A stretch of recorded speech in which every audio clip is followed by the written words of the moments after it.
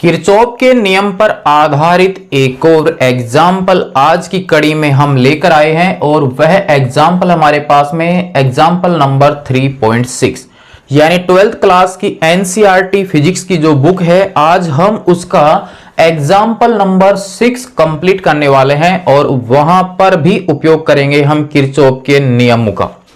Kirchhoff के जो दो नियम हैं उन दोनों नियमों का हम यहां पर उपयोग करेंगे और यहां पर हमारे पास में एक घन की आकृति दी गई है जिसमें प्रत्येक किनारे पर एक प्रतिरोधक लगा हुआ है और प्रत्येक प्रतिरोधक पर जो प्रतिरोध का मान है वो 1 ओम है।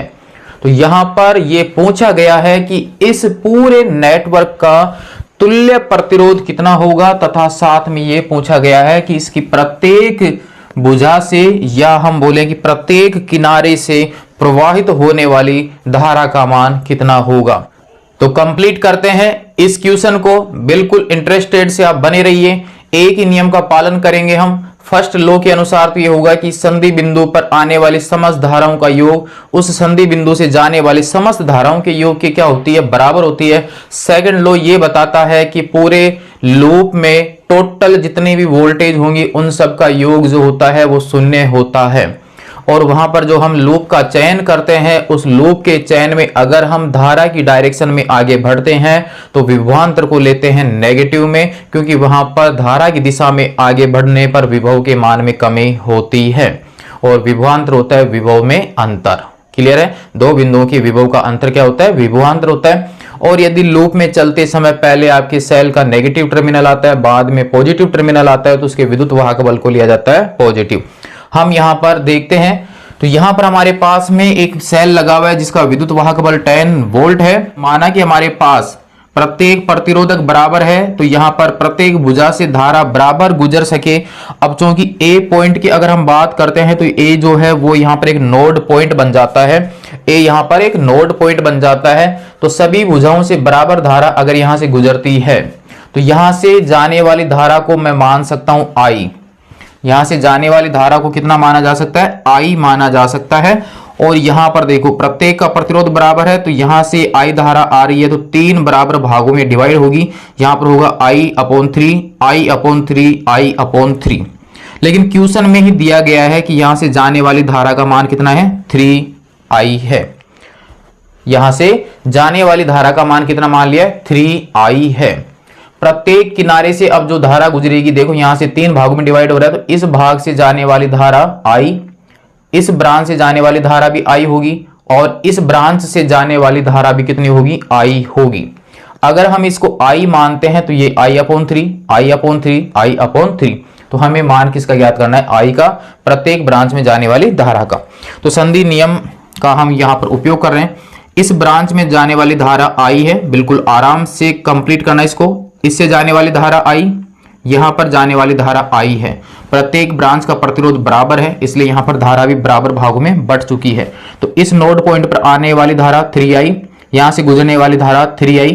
यहां से आगे बढ़ते हैं तो यहां पर इस ब्रांच से जाने वाली धारा I है और अब यहां पर ये जो I धारा थी, ये I धारा आगे चल के 2 भागों में डिवाइड हो रही है। अब चूंकि दोनों की रेजिस्टेंस बराबर है इसलिए धारा 2 भागों में बराबर बटेगी, I/2 और ये भी हो जाएगा I/2 और ये धारा यहां तक पहुंचती है। इसी प्रकार से ये धारा जो है वो B डैश बिंदु तक पहुंचती है। यहां तक समझ में आ रहा होगा? बस यहीं से आपको फोकस करना है। यहां से इस ब्रांच में धारा I जा रही है, ये भी आपके यहां पर 2 भागों में डिवाइड होगी, I/2 और यहां पर I/2। इसी प्रकार से ये धारा आगे चलेगी A डैश पॉइंट पर, ये भी आपके 2 बराबर भागों में बटेगी, I/2 और यहां पर हो गया I/2। ये मान आगे जा रहा है D डैश पर और यहां से ये शाखा देखिए ये ऊपर बढ़ रही है तो ये आ रही है I/2 और ये भी कितना है? I/2। ये दोनों यहां पर मिल रहे हैं, ये दोनों यहां पर मिल रहे हैं और दोनों मिलके एक भाग बनाएंगे तो हाफ और हाफ कितना हो जाएगा? I हो जाएगा। यानी I धारा पहुंच रही है C डैश पर। इसी प्रकार से इस ब्रांच में देखिए I/2 पहुंच रहा है B डैश पर। B डैश पर कितना पहुंच रहा है? I/2। B डैश से भी कितनी जा रही है? I/2। दोनों मिलके यहां पर गुजरेंगी 1 हो जाएगा I धारा और सी डैश पे धारा कितनी पहुंच रही है, आई। सी डैश पे इस ब्रांच से आई, यहां पर देखिए डी बिंदु से I/2, तो सी बिंदु पर कितनी पहुंच रही है, I/2 पहुंच रही है। इधर से देखो I/2, और यहां पर ये दोनों मिलके इस भाग में जुड़ जाएंगी और ये कितना हो जाएगा, I। तो सी डैश पर I पहुंच रहा है, इस ब्रांच से I, इस ब्रांच से I, और फाइनली बाहर टोटल कितना हो जाएगा, 3I। सेल से कितनी धारा ली गई थी, 3I, और वापस भी कितनी मिल रही है, 3I वापस मिल रहा है। तो यहां पर यह हमारे पास धारा का जो बंटवारा है बिल्कुल परफेक्ट हो चुका है। सेल से जितनी धारा ली जाती है उतनी धारा अगर उसको वापस मिल जाती है तो इसका मतलब यहां पर जो धाराओं का जो डिवाइड हुआ है, जो बंटवारा हुआ है, वो बिल्कुल परफेक्ट हुआ है। यहां तक आपके क्लियर हो चुका होगा। अब हमारे पास यहां पर ज्यादा कुछ भी नहीं है, हम यहां पर कोई एक लूप लेते हैं। लूप हम ले लेते हैं जिसमें बैटरी लगी हुई है। तो आप देखिए यहां से लूप मैंने लिया है ए, बी, सी, सी डैश, ई और ए। ये लूप मैंने यहां पर सेलेक्ट किया है। तो हम यहां पर किरचॉफ के नियम का उपयोग करेंगे। तो यहां पर हमारे पास में loop A, B, C, C dash, ये आपके ई, और वापस ए से, और हम यहां पर उपयोग करेंगे किरचॉफ या किरचॉफ के नियम का, के नियम से। यहां पर हमारे पास ए से बी, ए से बी की ओर, और धारा भी इसी साइड में, विभवांतर का सूत्र हो गया V बराबर IR।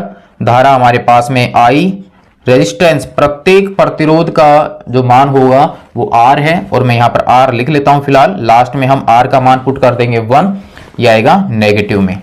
आगे देखिए B से C, B से C नेगेटिव आएगा, सेम डायरेक्शन में है। धारा हमारे पास में है I/2, और रेजिस्टेंस प्रत्येक का कितना है, R है, यानी प्रत्येक का रेजिस्टेंस R है। ये ध्यान रखना, प्रत्येक का जो रेजिस्टेंस है वो R है। नहीं लिखें तो कोई बात नहीं, ऊपर हमने शो कर दिया है R, यहां पर प्रत्येक का रेजिस्टेंस है।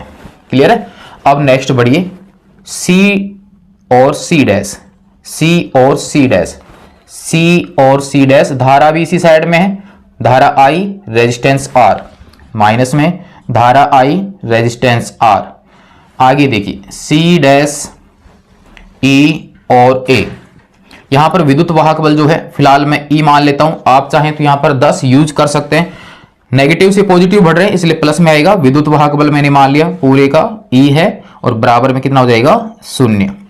यहां से इनका आप जोड़ बाकी कर लीजिए। यहां से आपकी एलसीएम आएगा 2। तो देखिए हमारे पास में आगे बढ़ते हैं तो हमारे पास में इसका एलसीएम 2 आ जाएगा।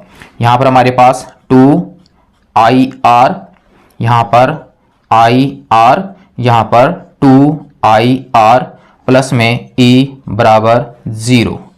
यहां से देखिए -2, -3, -5, तो हमारे पास कंप्लीट इसका जो मान होता है वो हमें मिल जाता है -5/2IR, और प्लस में E विद्युत वाहक बल, और बराबर में कितना है, 0।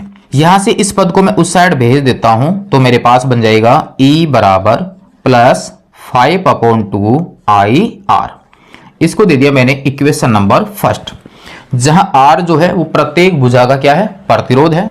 अब हम यहां पर इस पूरे सर्किट के समतुल्य प्रतिरोध का मान ज्ञात कर लेते हैं। तो माना परिपथ का तुल्य प्रतिरोध Req है, तब Req बराबर हमारे पास में आ जाएगा, प्रतिरोध बराबर हो जाएगा टोटल विद्युत वाहक बल अपॉन टोटल धारा। क्योंकि यहां पर हमारे पास श्रेणी क्रम समांतर क्रम का जो कॉम्बिनेशन है वो सही नहीं बैठ रहा है, तो हम यहां पर टोटल प्रतिरोध ज्ञात करेंगे, टोटल वोल्टेज अपॉन टोटल धारा। तो हमारे पास कुल विद्युत वाहक बल अपॉन कुल धारा, यहां से R इक्विवेलेंट बराबर टोटल विद्युत वाहक बल है E, और टोटल धारा जो है वो है कितनी, 3I, न कि I जो है वो तो इन भुजाओं में से बहने वाली धारा का मान है, 3I है इस परिपथ की कुल धारा। ठीक है। यहां से हमारे पास ई का जो मान है वो हमने यहाँ पर निकाल रखा है, और वैसे ई का जो मान है वो कितना है, 10 है। हम यहाँ पर मान रख लेते हैं, तो R इक्विवेलेंट बराबर हो जाएगा, ई की जगह मैं पुट कर सकता हूँ 5/2 IR, और अपोन में है 3I। यहां से हमारे पास में हो जाएगा R EQ बराबर 5 ऊपर है, 2 नीचे जाएगा, 3 नीचे है, तो 2 × 3, और यहां पर साथ में क्या रहेगा, R, I से I कैंसिल हो जाएगा, तो R EQ बराबर हमारे पास में आ जाएगा 5/6R। और चूंकि R का मान 1 ओम दिया गया है, इसलिए हमारे पास 5/6 R की जगह 1 ओम हो जाएगा, यानी इस परिपथ का जो तुल्य प्रतिरोध होगा उसका मान 5/6 ओम होगा। और ये जो क्वेश्चन था, ये क्वेश्चन इस बार राजस्थान बोर्ड की एग्जाम में आपके आया था, यानी सत्र 21 और 22 वाला जो पेपर अब की बार कंप्लीट हुआ है उसमें यहां तक पूछा गया था कि इसका मान है कितना।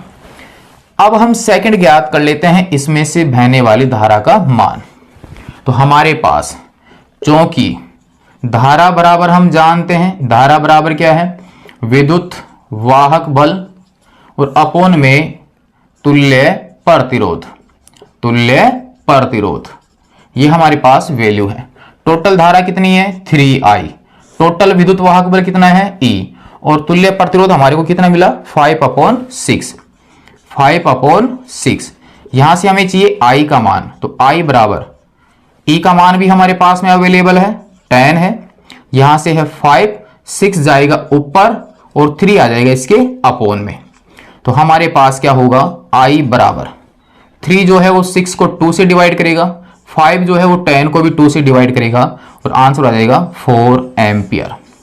यानी ये हमारे पास इसकी शाखाएं जो थी यहां से बराबर विभाजित हो रही थी, तो वहां से I का मान हमारे को मिल जाता है, I बराबर 4 एम्पियर।